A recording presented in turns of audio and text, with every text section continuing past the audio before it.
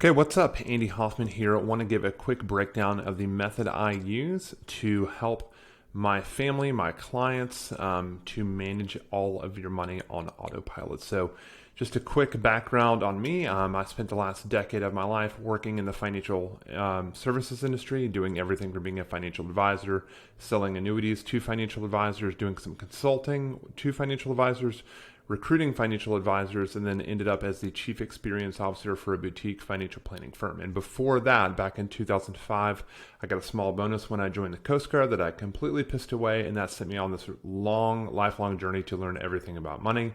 So since 2005, I've just been obsessed to learn everything, and I struggled to kind of manage my own money. So I couldn't find the right spreadsheet, couldn't find the right budgeting solution that seemed to work for me, that didn't stress me out, that would help me get to my goals, right? To save and invest the way I wanted to. So I spent the last decade trying to figure this out. So anyway, without further ado, let me jump in to this presentation. So the reality is this is where we all start, right? So we all start because no one tells us any different. We don't learn this stuff in school. We typically start out by having a checking account at a bank and then depositing all of our money there. We oftentimes get rewarded in some way, shape, or form to have a savings account there too. So most of us have a checking and savings account at the same bank. And I would say this is the reason that 69% of Americans have less than $1,000 saved. It's really that instant transfer function between savings and checking, right? If checking gets low, you just instant transfer from savings, no big deal. But the challenge is we don't have any sort of a behavioral buffer to keep us from touching our savings needlessly, right? So all that to say, I think that's one of the main reasons we have a tough time accumulating funds and savings in the United States. So when I became a financial advisor, I realized very quickly, I backed it up with census data years later, that retirement accounts are far and above the number one location for assets for Americans. So the largest amount of assets on average for Americans is all in retirement accounts. I would say the obvious reason is because when you go to a new job, you sign up for a 401k, you click a button once, and then the money comes out of your check automatically. 3%, 5%, 6%, whatever the number is, it's coming out of your paycheck before it ever hits your checking account. And I've always wondered, how can we copy and paste that same kind of system and mechanism and put that into the rest of our financial life? And so that is my aim for the rest of our conversation today, is to show you how the conclusions I've come to, at least. So ultimately, there are four main jobs that we need our money to do. We need it to pay our bills. We need to have money to spend. We need money to save and money to invest. And so this first step in kind of breaking this up and getting out of what I would call the slush fund, which is where we just have one checking account at one institution and all of our money is kind of there. The first step in breaking out of that mold is actually the spending account. So we're not trying to invest right away. We're not worried about anything else. We're not worried about paying down our debt just yet. We want to get our spending under control. Some people have a really tough time overspending, others not so much. But the recurring amount of having, a certain amount of money going into a separate institution, now this is really critical, a separate institution, separate checking account is really, really key. And then automating that process. So just making sure that the transfer happens weekly, week in and week out. And so the main areas that I have people spend for are groceries, going out to eat, the household toiletry stuff, and then maybe some entertainment for the week. And so, I go over that in more detail in other areas, but ultimately we don't have to budget for this. A lot of people think, well, hey, if you want to get ahead with money, you've got a budget. That is not true. There's so many things about a budget that we do week in and week out, like 90% of the time. So instead of reinventing the wheel every time we get paid, instead of having to budget for a month at a time or 2 weeks at a time, because it's hard behaviorally for us to adhere to that new budget, I tried for years just to do a 2-week pay period and have enough money for these kind of things that we're talking about.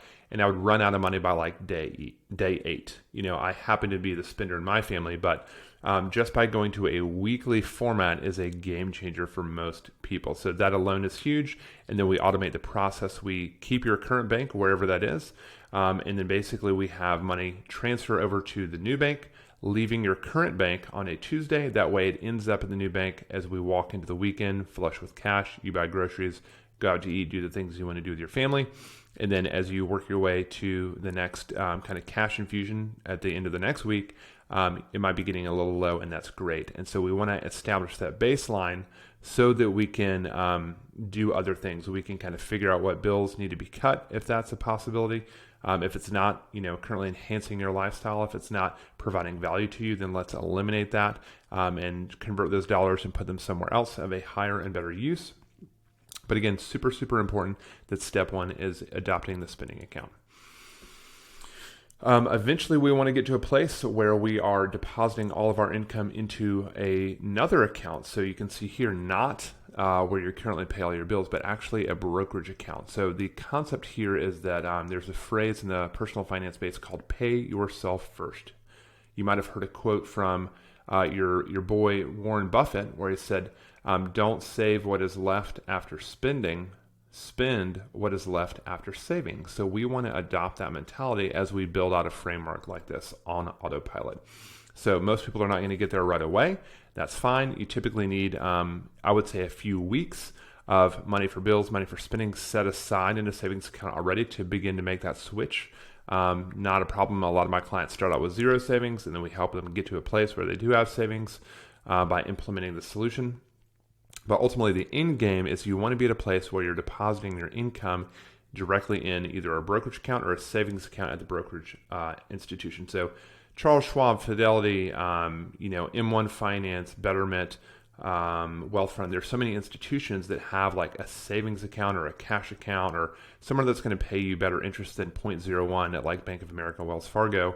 And so we want to, that's, a part of the reason we want to put that up there, but we also want to keep it out of our day-to-day bills, especially if you are an entrepreneur, if you're someone like a real estate agent that gets commission only, if you're in sales. There's so many people now. I mean, if you've got a side hustle, let's just say, or you work shift work, I've got clients that are nurses. And so if you have any sort of irregular income, especially, then you want to be depositing into the brokerage account. There are other reasons that I don't have time to cover in this presentation why that makes sense. But basically, we want to be depositing all that so that the money stacks up at the brokerage level, ready to be earmarked to be deployed to other things like eventually investing once we get all this set up.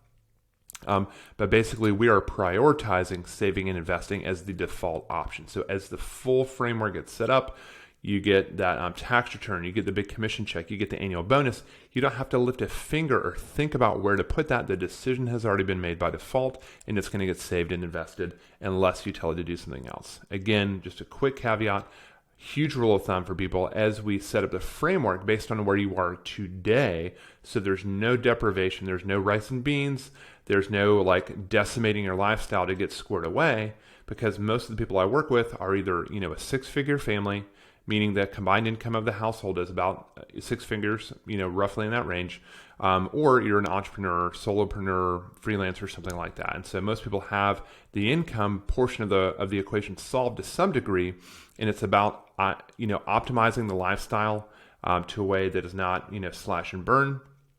But we want to start where we are because we understand that your income is going to grow over time, and then with every pay increase over time, we take 50% of that and then save and invest the 50% and use the other 50% to increase lifestyle, and you're going to be crushing it with money in no time. So anyway, that was a bit of an aside, so let me get back to the action here.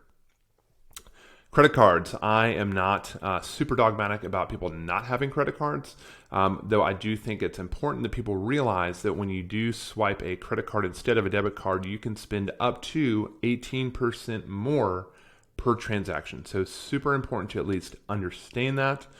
We want to, in my opinion, the optimal solution is have credit cards pay your bills on Autopilot.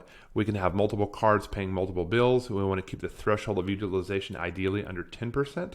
So quick breakdown of what that means. So if you've got a credit card with $1,000 limit, and every month you put $800 on and you pay it off on Autopilot, the credit card company loves to ding you, even if you do this on autopay, and they'll say, well, hey, you've got 80% utilization, and we're going to ding your score, so we don't want to do that. So 30% is good, 10% or less is optimal. So we want to ideally get to a place where we have our credit cards pay our bills. So if we've got, a card with $1,000 limit, we're putting $100 or less on auto pay for a bill and squirreling that away, letting it pay itself off. Our credit goes through the roof. We're not tempted to overspend, but we do have access to the credit card if we need it for an emergency or to buy ourselves 30 days for buying maybe a large ticket item, and then we move some other funds around to kind of make up for that. So going back to the spending accounts for a moment, we want to, especially if there are kind of a married couple situation, someone that you're sharing money with, doing life with, joining your finances with optimally, then you want to have the spending account. So we've already talked about the joint spending. That's just kind of the overall spending account, groceries, going out to eat, household toiletry stuff, and then entertainment. And then the his and hers are just an extra release valve, because whether it's, there's one breadwinner in the family and this other spouse doesn't work, or whether it's dual income, whatever the case is, we each need our own money to spend without feeling guilty, right? Even baking that into the joint account is on purpose so that you don't have a ton of decisions to make with the money that you spend. It's really there for that kind of 90% of stuff, but then you have the his and hers money. So for me, the spender, I love convenience myself. I am 6'5", 230 pounds. I'm trying to be in the gym and watching my health, but I get hungry during the day. And so I'm like, let me get out of here. Let me go get a double chicken bowl at Chipotle, where my wife would never dream of spending money on that. She would just squirrel every dollar away and then go buy a new top. So everyone's different, and we want to have the freedom to spend as such, not feel guilty knowing that the money is going to refill itself again automatically, just like the joint spending bucket. It gets refilled automatically. So the other big thing you might have noticed here is the savings buckets. So the reason it's called savings buckets is we don't want to have one slush fund for our savings, because even if we accumulate, 3 months, 6 months, whatever emergency fund we want, which is great, we just don't want to get to a place where now we're scared to touch any of it for any reason ever. So by having really, if you can see my cursor here, by having really the emergency fund living up here, getting a good interest rate up here, then that provides, 3 months of runaway to pay our bills, to pay all of our spending money, right? And then the savings are accumulated over here for more short-term items. Think holiday gifts, think vacations, auto maintenance, home maintenance, and then fun stuff. Fun larger ticket items that you want to save up for are great for an area like this. So there's just a variety of options, and you don't have to have like 25 bank accounts to do this. That would be a nightmare. Thankfully, there are fintech solutions that make it really easy to earmark different buckets and goals to save automatically. And so we ultimately help you set that stuff up. So all of the things here in this box constitute what I would say is a lifestyle. And the beautiful thing is, especially for the variable income earners listening, I hope that you take this home, because this is massive. If you have, a $5,000 month or a $50,000 month in income, guess what? Everything just defers to be saved and invested. So again, if you've got 90-day emergency fund here, and then boom, you get a massive check and you get a quarterly bonus or something, and that's, a quarter of your living expenses, that just stacks on top of here in cash and is ready to be told what to do. There are automations we can put in place to where lump sums or, kind of a recurring transfers happen into investment accounts, Roth IRAs, taxable accounts, et cetera, again, at the brokerage level. And that is all certainly by design, so that you don't have to constantly worry about what is happening with your money. The bills get paid. You have money for your spending money, for your lifestyle. All that stuff is in check. And again, to reiterate what I said earlier, if you get a pay raise, by all means, don't feel like you have to, just do all the right things with that pay raise. Take 50%, increase maybe some of these spending accounts, increase the quality of your vacations and things like that. Or, maybe put more money towards home projects or things that you want to do. Whatever you want to do, it's your money, right?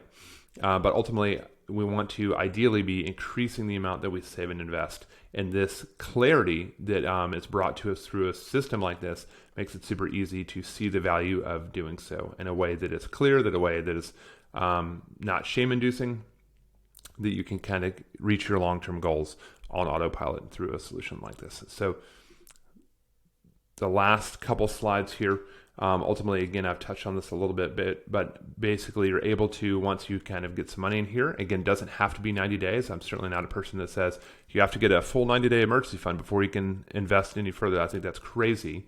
I think for most people, getting a month ahead is life-changing. If you're not already there, getting a month ahead can be a massive goal. And if you've got credit card debt, you can get a month ahead of your kind of expenses. And just by adopting this framework, you will have 10x more clarity on what your actual bills are, what your actual spending money is. Because if you're doing, just say $500, between these three buckets, hey, we know that's $2,000 a month in spending. And then you're going to have to work out the numbers to do this process in the first place. And so you'll get to a place where you know what a week of living costs, what a month of living costs, what your 90-day emergency fund is very easily by adopting a process like this.